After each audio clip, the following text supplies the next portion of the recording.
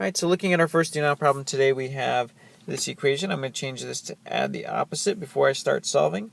That means I'm going to end up adding a positive 9 to both sides, 1.5h plus negative 9 plus positive 9 is going to be equal to 12 plus positive 9. That adds up to 0. 1.5h is equal to 21. Great. Hopefully in your head you made the really inappropriate joke, but chose not to put it on outside of class. We have 1.5h divided by 1.5. That gives us our form of 1h, which is h. And 21 divided by 1.5 should give me 14. H is equal to 14. That is answer choice D. Coming over this second problem, we have a cell phone company that charges 40 minutes plus 45 cents for any minutes over 700. That means the first 700 minutes are free of charge. We don't pay for them. Before receiving his statement, he see that he was charged a total of $48.10. So our total is $48.10.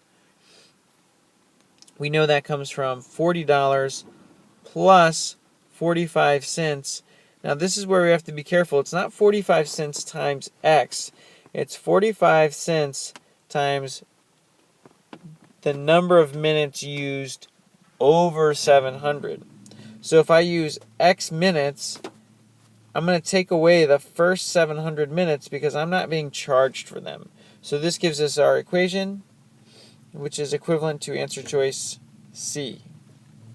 Alright, let's flip on over and look at our aim for today.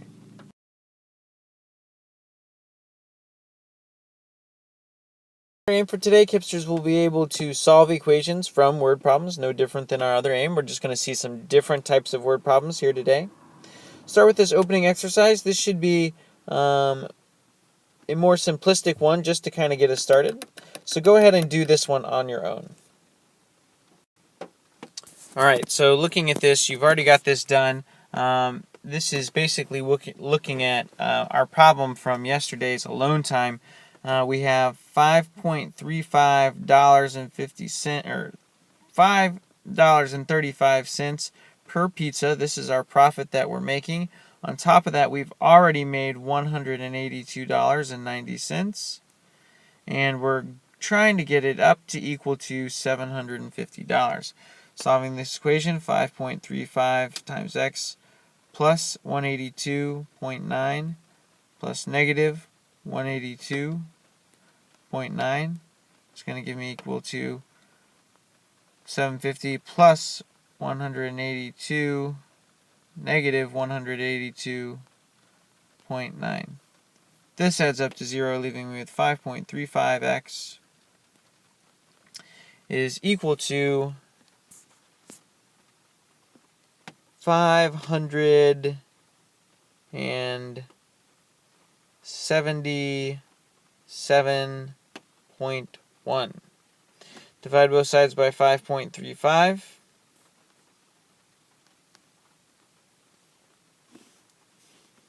And that should give me x is equal to 106. 167. So sorry, fix that up. That gives us the division of x is equal to 106. Okay, so over 5 days, Jake practices the piano for a total of 2 hours. Jake practices soccer for the same amount of time each day.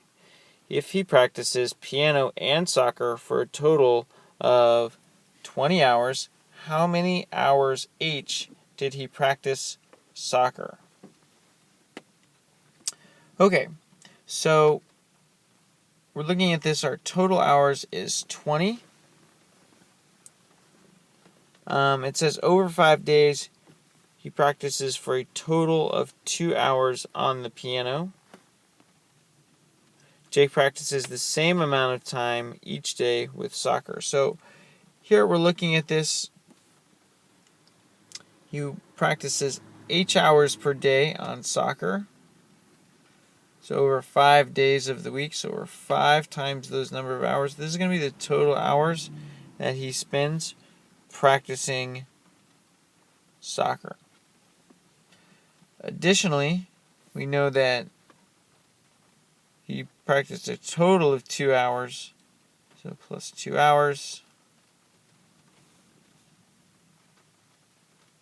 would be equal to 20. So 5 times the number of hours that he practiced per day plus 2 is equal to 20 total hours of practice. Solving this equation,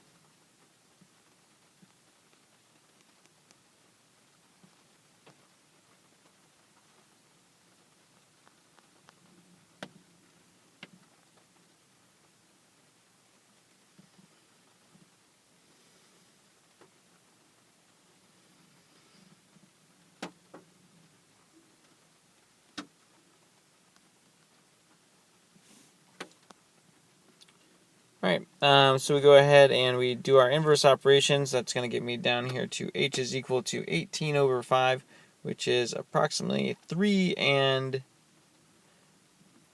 3/5 hours per day.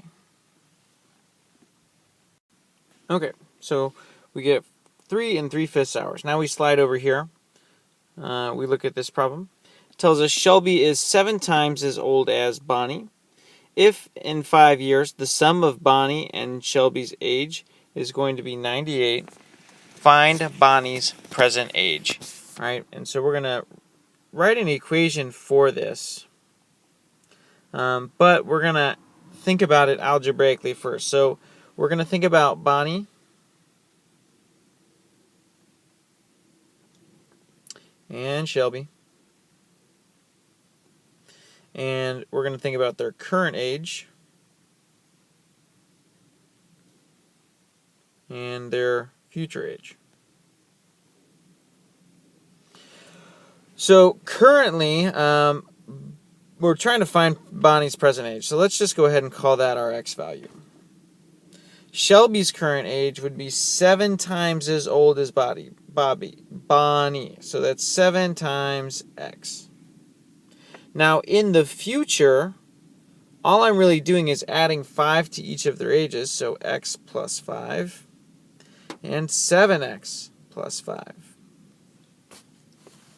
In the future, their total age would be 98. So now I'm just looking at adding their future ages, x plus 5 plus 7x plus 5, to give me 98. Now I can go ahead and solve this equation. I'll need to combine like terms. So x plus 7x plus 5 plus 5 is equal to 98. 8x plus 10 is equal to 98. Go ahead and solve this equation. 8x plus 10 plus negative 10 is equal to 98 plus negative 10. That adds up to 0, leaving me with the 8x is equal to 88 divided by 8 divided by 8. That's a lot of 8s, which leaves me with 2 1s. X is equal to 11. Alright, so we can see that, again, it's the same process as before. We're setting up the equation. We have a sum. We just have to figure out what we've got the sum of here. So we've got the sum of the two ages as they are currently plus 5 years. Okay, looking at this problem, we've got a lot of questions here that are going to help us kind of step through this more complicated problem. It says Fred and Sam are on a team in a local 138.2 mile bike run-a-thon. So one of them is going to be biking, one of them is going to be running. Fred will be doing the biking, Sam will be doing the running. Fred bikes at an average of 8 miles per hour, and Sam runs at an average of 4 miles per hour. The bike race begins at 6 a.m., followed by the run. Sam predicts that he will finish the run at 2:33 a.m. So it says, how many hours will it take them to complete the run? So they start at 6 a.m. and they finish at 2:33 a.m. the next day. So go ahead and figure out for me how long the race will take them in total.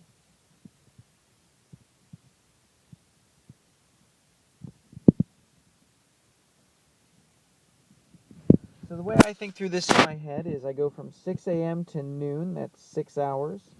From noon to midnight, that's another 12 hours. And from midnight to 12:33 a.m., That's another 2 hours and 33 out of 60 minutes, which simplifies. This is 18. This fraction simplifies to 2 and 11 over 20, which would be 20 and 11/20. All right, so if T is how long it takes Fred to complete the bike race in hours, write the expression to find Fred's total distance. All right, so we're thinking about how far he rode. So we know that he rides at a speed of 8 miles per hour. So 8 miles per hour times however many hours is going to be how far he goes. So his total distance is going to be 8 times t. All right, write the expression in terms of t to express Sam's time. All right, so Sam's time is going to be whatever the time that Fred is not going. So we know if he's going for t hours, then it's going to be whatever's left over. So if we had a total of 20 and 11/20 is amount of time, let's go ahead and use that and find how much time would be left. So it's 20 and 11/20 minus t. Actually, I'm going to stop here, and I'm just going to go ahead and say 20 and 11/20 I actually know is 20.55. All right, write an expression in terms of t that represents Sam's total distance. All right, so Sam's total distance is going to be however much time he is running times however fast he's running. So we just wrote down how much time he's running. Now we need to multiply that by how fast he's running. So go ahead and write that expression.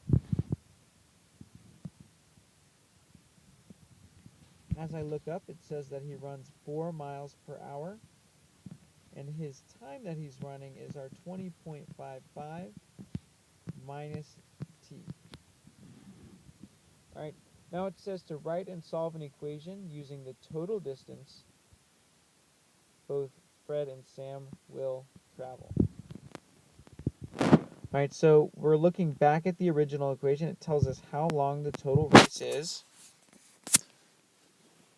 which is 138.2 miles.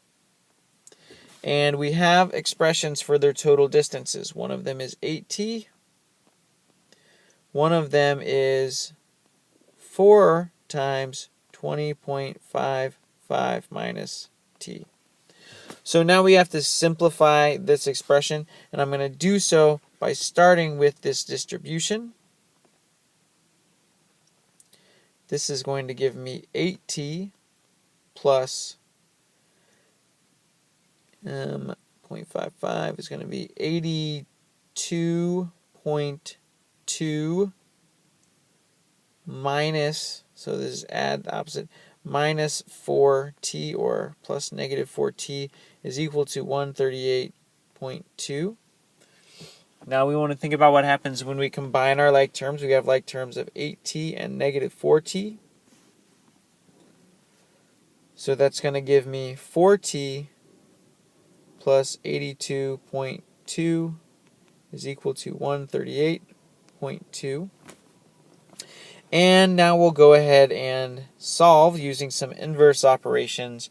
And I think you should be able to solve this on your own, so I'm going to let you get a little bit of a head start on me so you can finish before me.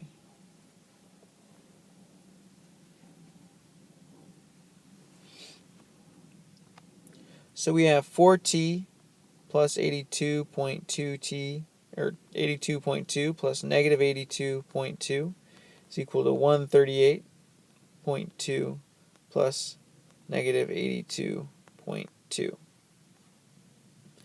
That's going to leave me with 4t is equal to, and I'm going to do this subtraction.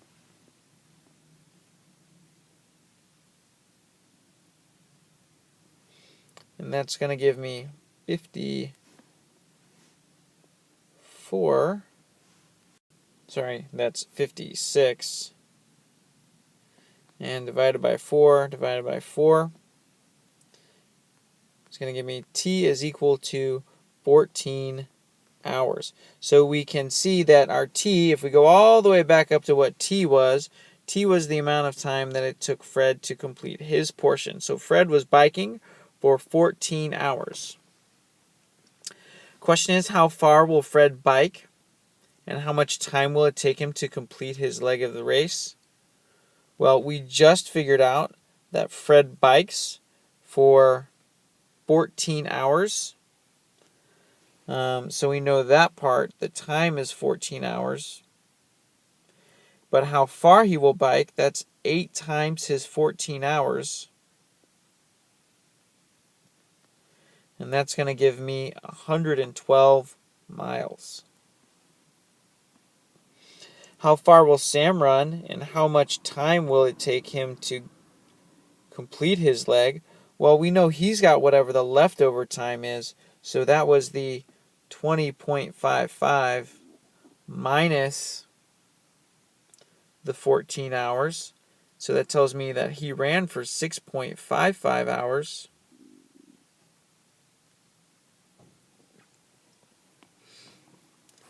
And if I want to know how far he ran, we've got that expression over here.